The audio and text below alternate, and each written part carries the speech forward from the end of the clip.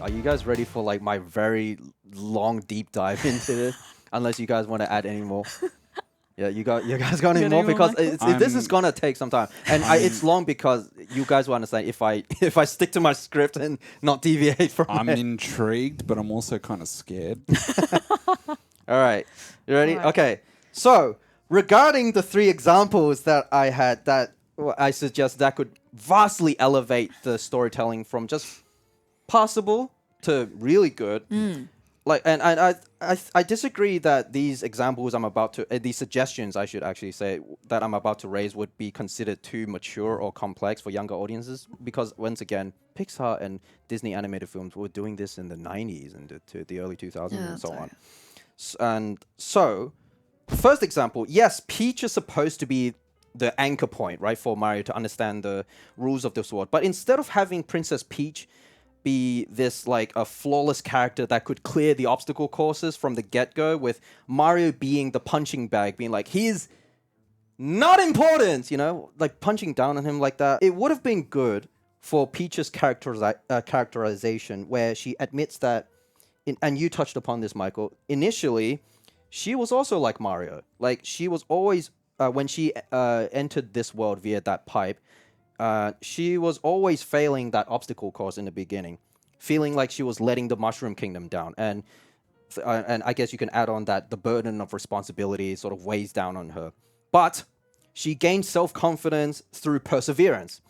And Mario learns from her, trial by fire, and he comes to the understanding and learns from her that he also could achieve that confidence and self-worth too if he perseveres and doesn't give up. So tick one box, because you know how Chihiro's journey, it's about like encountering characters and learning lessons from character A, character B. Second example, in that scene where Mario and Donkey Kong, they're stuck inside that whale thing. Yeah. It would have been a good opportunity, I think, for the movie to slow down and be like that bit in Avatar 2 where the younger brother finds out that the son of the village chief is also like he finds like his own flaws and insecurities reflected in his teenage rival.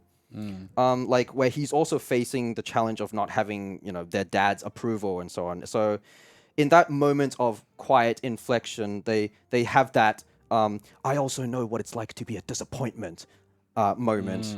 Yeah. That makes a lot of sense. And they bond. They have a brotherly bond over that, right? But like in the scene that we actually got, the two like only briefly touch upon very this. brief. Yeah. There's like a reverse shot where Mario's just like, yeah, I know what it's like to be a disappointment too. But then just like 5 seconds later, just go back to bickering and just like throwing stuff at each other. So I think afterwards they still do become friends. They have that brotherly connection.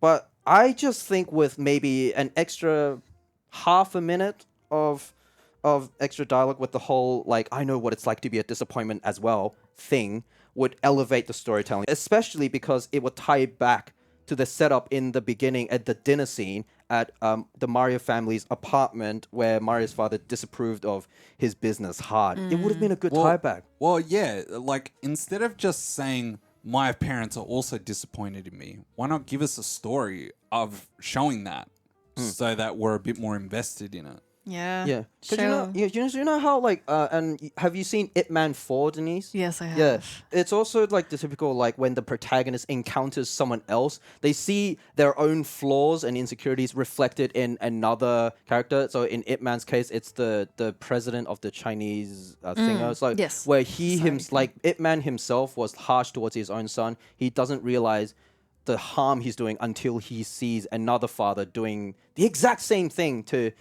her daughter, and then the daughter being like, the daughter not knowing better is like, if only my father was like you, Ip Man, like where he wasn't always harsh, and then he just, silently looks on and is like, He learns. I actually am treating my own son that way. You haven't seen the full picture. The moment when the protagonist sees his own flaws and has that moment of realization once they see someone else enacting the harm onto their loved ones and so on. Yeah, it's So- more powerful that way. And so Mario seeing Donkey Kong also, it's like, hey, because you know how initially the relationship is very frosty, you know, And so like now when they have that quiet moment to just get to know each other better, it's like, oh, okay, you're also, we're both fighting the same battles. You also are looking for your father's approval. Maybe I was wrong about you, man. All right, I think I like you. Yeah, and that could be done maybe in just 30 seconds. That would have elevated the storytelling so much without extending the runtime too much. And especially too because they were trapped with no hope of escaping. It gives them room to just be alone with their thoughts and so on. And but before I go harp on this point for too long, third example, and we talked about this when we like after we exited the cinema. I'm sure there's a name for this specific technique. But in action movies or like team up movies, they'll have the setup where they showcase a training montage, right? And in this training montage, the protagonist is typically like shown to be practicing and struggling with like a specific maneuver. Yeah. That's like the ultimate killer move that's going to defeat the enemy, right? It's your wax on, wax off sort of crane kick moment. Whilst at the same time, he or she is struggling with some internal conflict. So in Mario's case, feeling like he's a disappointment to his family, letting his brother down, and ultimately his dad just like disapproving of him hard. So that negative emotion is what's holding him back from being able to execute a triple jump, like spinning ground pound, for example, right? Yeah. So like he is like in the training montage, instead of showing him, I don't know, growing big and vomiting, he could be shown to be, I don't know, struggling to do that move and so on. You remember that bit, right? When they did like a series of jump cuts and so on. Yeah. So yeah, essentially, like in the training montage, you show the protagonist like that they're struggling to execute a maneuver as like a metaphor for their internal conflicts. As the movie goes on, like he meets new people like Peach and Donkey Kong, and then he learns those lessons that I mentioned before about perseverance and like self-confidence, little lessons like that, and not feeling like he is beholden to his father's approval. And then in the final showdown against Bowser at Brooklyn, you have the payoff, right? Now where the physical and emotional conflicts all come to a head. We're now in the final bit. Like Mario tries that maneuver from the training montage earlier, Right. Yeah. having by now learned all those valuable lessons. I know what right? the move is. Sorry, can I just continue? So I just want to finish my thoughts. He tries that maneuver from the training montage earlier, having by now learned all those valuable lessons about perseverance and so on. And then like boom, like in a dramatic slow-mo shot, like the Nintendo music crescendos to an all-time high. He triple jumps, he doesn't stumble like he does earlier. He spins in the air and then he does a spinning ground pound right onto Bowser's head, and then bam, like Bowser and the Koopa Troopa army is defeated. Like they save Brooklyn, everyone is cheering. You get like a very victorious like Nintendo music, and Mario's character arc has now finally been neatly tied up, with his physical victory against Bowser being a metaphorical symbolism of his triumph over not just the external like evil that is Bowser, but also his triumph over his internal conflicts. He's finally learned to accept himself. Finally, his emotion doesn't hold him back anymore. Now that, is a killer character development. Very textbook, very tried and tested, setups and payoffs technique. Again, I honestly don't think it would have been too complex or extended the runtime for what's supposed to be a kid's film. It's not complicated. Kids and adults alike could enjoy this. And I honestly, don't think these would have been too heavy or mature for it to be considered a risky move on Nintendo's part. And on top of that, Nintendo can showcase that they are capable of more advanced storytelling whilst simultaneously catering to young and old demographics. So that's why I'm sort of like in between the critics' opinions and the kids' opinions. I think those three examples can bridge this gap of yes, having that subtext of more advanced storytelling, whilst on the surface level, still be able to deliver to the same extent the fan service that we got. I think that the success of this film will allow them the leeway to take more risks and do more nuanced storytelling in the sequels. Because they've already got heaps of other things that they can build up that they've hinted at with this movie. And yeah, they can do things better. They can also look at the critiques from this movie and say to absolutely. themselves, okay, Yeah. we still did really well at the box office and the audiences did like it, but there are some things we could objectively improve in the story department. Just because it's a Mario Brothers movie doesn't mean that the story has to be completely like simple. Yeah, the writers, for all the criticisms we heap on them, they do know stuff, and I'm sure they would have been thinking about setups, payoffs, character arcs, character developments, like learning lessons.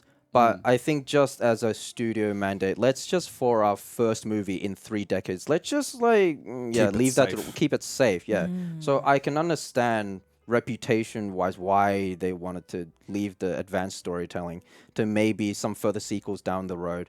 Let's do like a litmus test now where it's just a simple MacGuffin. You know, they get, the star powers in the end. And yeah. And you already mentioned that like it would have been cool for Mario to not have his like star powers and stuff in Brooklyn. But then it's a MacGuffin movie. They had to it's a Chekhov's gun. It's like they had to use it at some point. You know what I reckon his move could have been? The move that you said, triple jump. Yeah, it could triple have been, jump, spinning ground pound. It could have been his final smash from Super Smash Brothers. Oh yeah, Yeah. It could have been like he tried to do it and like he couldn't get it, and then Peach was like, "Oh, there's some power brewing in you, but it won't come out."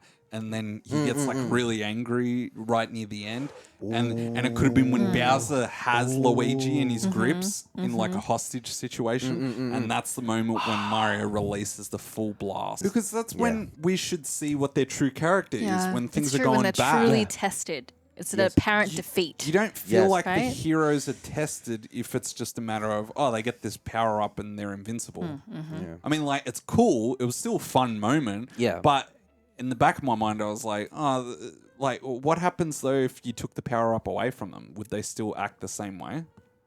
Or would they be little cowards? It's true. It's almost teaching kids, like, have this exterior substance to make you As long as you bit take, better. as long as you take the Mushrooms. mushrooms, you'll be fine.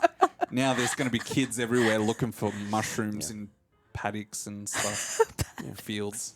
But yeah, don't you guys, from my long wind, like, okay, by the way, video essay over. But don't you agree, like, the whole strength comes from within moment? Yeah, and I it got taking form in the star power depleting, and then he had to draw from his inner strength, from all the lessons he's learned from Donkey Kong, Peach, and all that. Yeah. Always more powerful. And it's meaningful. more powerful. Exactly, it's a more powerful message for the kids that they will later on. Because like kids, they wouldn't understand like right now, like right as they leave the cinema. But it's gonna come. It's these are the lessons that will stick. For life. Believe in yourself, persevere. Never give up. I think as well the critics are not gamers.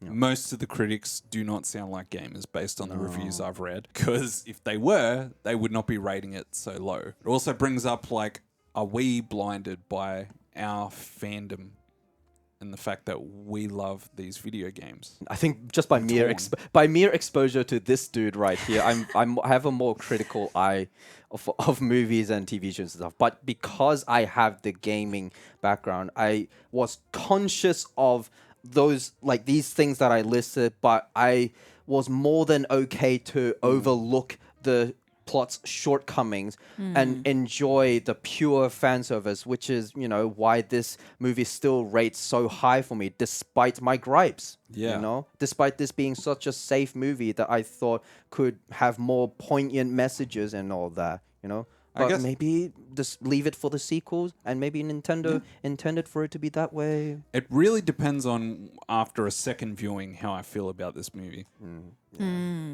That will be the deal breaker, I think. Because you've already gone through everything. Yeah, the rose-colored glasses have come off, and then you start to look at things a bit better, and you start to notice, like, oh, wow, that could have been done different there. And like, oh, yeah, the bright, colorful moments are really great. But when things simmer down, that's when, like, okay, the flaws are starting to... We stand will out. have to watch it a second time, either in at home or in cinema, to see if this is all style and no substance. Yeah.